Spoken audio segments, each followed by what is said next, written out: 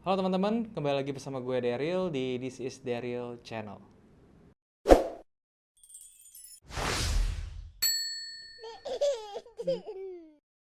Oke, sebenarnya saya bingung ya mau ngomong dari mana karena udah lama juga nggak bikin video. Ini aja udah tag lebih dari 6 kali nih. Bingung mau mulai dari mana. Tapi anyway, seperti yang teman-teman tahu ya, gue itu udah mulai menghilang dari YouTube sejak tahun lalu. Dan gue udah nggak bikin video, pokoknya menghilang ya. Dan tiba-tiba sekarang gue nongol lagi, balik lagi, nggak jelas ya memang. Dan tiba-tiba sekarang bikin video lagi. eh gue mau mulai video ini dengan meminta maaf ke teman-teman yang sudah subscribe dan juga sudah support channel This is Daryl dari awal.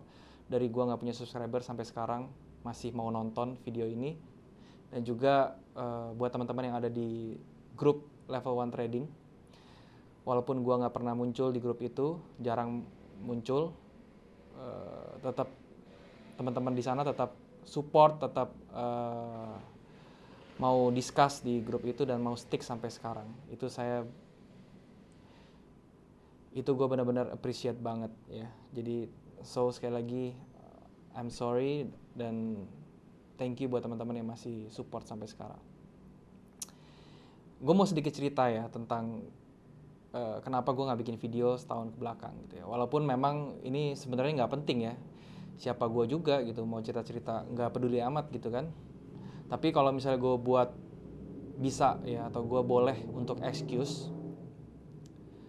Jadi setahun ke belakang itu selain YouTube itu gue banyak sekali kegiatan dan kerjaan yang gue lakukan gitu ya. Salah satunya itu gue membuat satu bisnis di bidang F&B retail, coffee shop ya.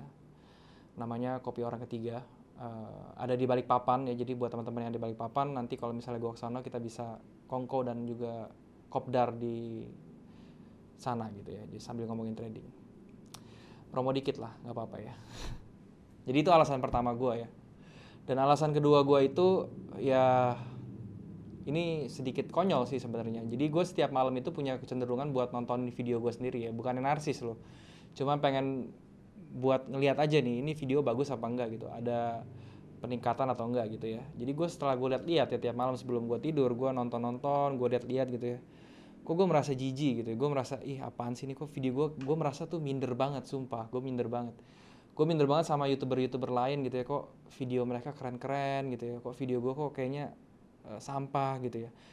Sampahnya itu bukan dari kontennya ya, jadi kalau konten sih gue cukup puas ya, dari apa yang gue share itu gue cukup puas tentang konten, tetapi secara estetik gitu, secara visual itu konten gue tuh nggak banget gitu ya. Background gue hancur gitu ya, cuman di kamar tidur yang nggak jelas, kotor temboknya segala macam berantakan dan lain-lain ya, itu gue kecewa banget. Terus audio gue juga benar-benar kurang maksimal gitu ya, walaupun akhir-akhir ke belakang itu video-video terakhir gue udah pakai mic yang lumayan proper, cuman ya itu masih kurang lah menurut gue gitu. Jadi itu yang membuat gue minder dan membuat gue agak ngedown gitu ya dibikin YouTube. Jadi selama kemarin itu selain kesibukan gue, hal itu yang membuat gue uh, jarang bikin video, bahkan nggak pernah selama setahun ke belakang. Tapi selama setahun ke belakang itu gue bukannya diem aja, gue banyak belajar ya referensi-referensi dari YouTube, dari tutorial-tutorial cara bikin video yang baik dan benar gitu ya. Akhirnya sekarang ya semoga yang teman-teman lihat ini di sini ada perubahan ya. Ya perubahannya bukan jangan lihat dari guanya doang ya. Gua tahu ya gue tambah subur ya, tambah membengkak gitu ya. Cuman semoga yang teman-teman lihat di sini teman-teman bisa suka gitu ya, dan ini bisa membuat teman-teman lebih nyaman dan lebih betah buat dengerin ocehan gue tentang saham, tentang forex. Itu yang sangat-sangat gue harapkan gitu. Oke. Dan itu tentang kenapa gue nggak bikin video ya. Itu sudah cukup, rasanya kita move on ke berikutnya, yaitu tentang perubahan konsep di channel ini. Jadi buat teman-teman yang baru ya, baik yang teman-teman yang baru maupun yang sudah lama, gue mau ngasih tahu kalau misalnya This is Daryl Channel ini akan mengalami sedikit perubahan konsep ya. Jadi kalau teman-teman kemarin ngelihat gue cuma ngebahasnya tentang saham-saham, investasi, forex dan lain-lain, tenang, kita akan masih fokus ke sana, main fokus kita masih ke arah sana gitu ya. Kita masih akan terus bahas itu. Tapi nanti di tengah-tengahnya gue akan menyelipkan tentang yang namanya income, ya, income atau duit ya. Source duit, source income dari hal lain ya. Jadi yang kita tahu kan nggak cuma dari saham dan dari forex doang ya, dari investasi kayak gitu. Nggak cuma dari situ duit ya, duit itu banyak, dari bisnis, dari pekerjaan profesional ya, dari berkarir itu pun banyak ya. Jadi nanti gue akan ngebahas itu. Dan yang pasti sumbernya itu bukan, source-nya itu bukan gue ya, karena ya gue ini nggak capable gitu, nggak mempunyai ilmu dan juga pengalaman yang cukup di tema itu atau di materi itu gitu. Gue akan invite orang yang lebih pengalaman, yang lebih kompeten untuk nge-sharing ya. Jadi misalnya nih, mau jadi apa gitu ya, mau di bidang apa, di bidang perhotelan atau di bidang apapun, nanti gue akan invite sumber-sumbernya dan mereka akan sharing buat teman-teman yang mau tahu lebih lanjut tentang bidang tersebut gitu. Oke, itu cukup tentang permintaan maaf gue, tentang reason gue kenapa nggak bikin video selama setahun ke belakang, dan juga tentang perubahan channel ini. Dan berikutnya ya, di awal tahun 2020 ini gue akan mengawali video ini dengan materi tentang indeks harga saham gabungan Indonesia atau IHSG kita gitu ya.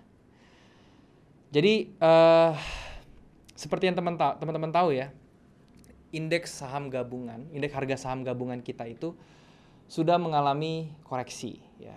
Dan koreksi itu dimulai dari tahun 2019 kemarin ya, itu sekitar bulan 5 ya. Jadi bulan Mei, kira-kira bulan Mei, yang isunya itu kalau nggak salah teman-teman itu tahu tentang trade war ya, trade war antara US dengan China. Itu sudah, indeks kita sudah menunjukkan penurunan atau pelemahan gitu ya. Dan sekarang ini baru-baru hot ini juga dari awal Januari kemarin sampai Februari kemarin itu indeks kita juga merosot ya, turun jauh. Dulu indeks kita di tahun 2019 tuh sempat menyentuh 6.700 ya kalau nggak salah ya. Dan kemarin ya, di penutupan Februari itu sempat kena 5.300. Berarti itu turunnya sekitar 1.400 poin. Cukup wow ya itu ya, turunnya tuh cukup dalam banget ya. Dan sekarang gue mau bahas kenapa hal itu bisa terjadi, oke?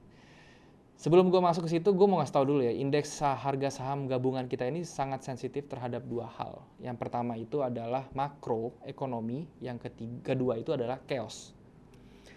Makroekonomi kenapa berpengaruh ya, jelas ya, karena Indonesia ini, dan nggak cuma Indonesia ya, semua negara itu memiliki hubungan secara ekonomi. Ya, jadi kalau misalnya negara-negara yang ekonominya kuat ya, dalam hal ini saya langsung sebut saja US, China, dan Eropa ya misalnya, itu mereka terganggu ya, otomatis imbasnya kena ke Indonesia juga kena gitu ya. Nggak cuma Indonesia sih, cuma negara-negara kecil lainnya.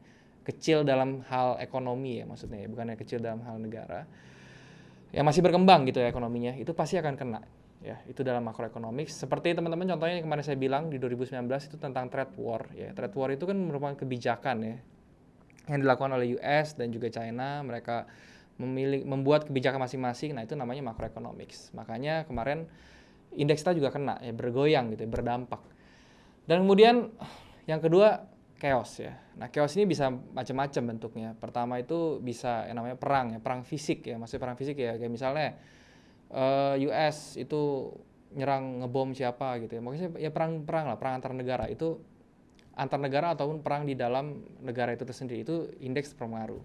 Itu yang pertama. Yang kedua itu adalah teror ya, teror dalam bentuk ya bisa bom dan lain-lain gitu ya, penembakan apa ya, pokoknya yang bikin kondisi negara itu tidak aman atau tidak kondusif, itu juga mempengaruhi indeks. Yang ketiga itu adalah bencana alam. Nah ini hampir lupa, bencana alam itu juga ya, kalau misalnya kayak teman-teman tahu tsunami, kemudian gempa bumi yang dahsyat dan lain-lain, itu juga mempengaruhi indeks kita. Dan yang terakhir ini adalah wabah ya, wabah itu ya wabah penyakit ya. Nah ngomong-ngomong masalah wabah ya, wabah penyakit ya, baru-baru ini kemarin dari awal tahun 2020 Januari ya. Ini dunia ini dikejutkan dengan satu wabah, satu virus yang bernama corona ya. Jadi coronavirus ini merupakan wabah yang pertamanya muncul dari China Wuhan ya. Yang secara epidemik dia munculnya itu di Wuhan, di China. Tetapi lama-lama wabah ini jadi pandemik gitu ya. Jadi sifatnya tuh global. Dia tuh merembet ke negara lain. Dan sekarang sudah kurang lebih 25 negara yang kena virus ini. Dan kemarin Bapak Presiden kita yang terhormat Bapak Joko Widodo itu memberi kita konfirmasi bahwa Indonesia sudah masuk case-nya ya corona. Ada 2 orang yang confirm kena corona. Nah, hal inilah yang menyebabkan indeks kita jatuh lagi gitu ya. Jadi pertama itu dibukanya itu dimulainya itu dari trade war China ya tahun 2019. Kemudian tahun 2020 ini ada yang namanya wabah corona ini. Dan ini kalau kita perhatikan ya, ini akan sangat mendekati siklus ya. Jadi semua di dunia ini saya percaya ada siklusnya. Entah itu penyakit, entah itu ekonomi, itu ada siklus. Ekonomi jelas ada siklusnya ya. Itu ada krisis di dunia itu semua ada siklusnya ya. Kalau kita ngikutin sejarah dari tahun 18 something sampai sekarang detik ini tuh krisis ekonomi itu ada siklusnya setiap berapa tahun ya. Ada yang bilang 10 year cycle, 12 tahun cycle gitu ya. Itu 8 tahun cycle banyak. Itu saya percaya ada siklusnya. Begitupun wabah ya. Jadi corona ini ternyata bukan yang pertama gitu. Jadi kalau misalnya kita track back gitu ya, banyak kayak epidemic disease ini ya, wabah-wabah penyakit ini banyak ternyata. Dulu ada yang namanya SARS ya, ada yang namanya MERS, ada yang namanya kolera dan lain-lain gitu ya. Jadi wabah itu banyak, nggak cuman corona ini. Dan itu yang kita bisa hubungkan ya. Jadi banyak orang yang akan berbicara bahwa kita sudah mendekati resesi ekonomi global, siklus resesi ekonomi global ya. Nah mungkin kedua hal ini ya, trade war dari US China dan digabung dengan si coronavirus ini bisa men-trigger itu gitu, men-trigger yang namanya resesi global. Tetapi apakah itu pasti terjadi ya, saya harap itu nggak terjadi ya. Cuman kemungkinan besar itu akan menjadi jalan ya, akan menjadi jalan untuk ekonomi resesi global masuk dan juga menghantam semua negara. Ya itu kemungkinan akan terjadi. Tapi semoga itu tidak terjadi. Tapi ya kita hope for the best aja ya. Tapi jangan takut, karena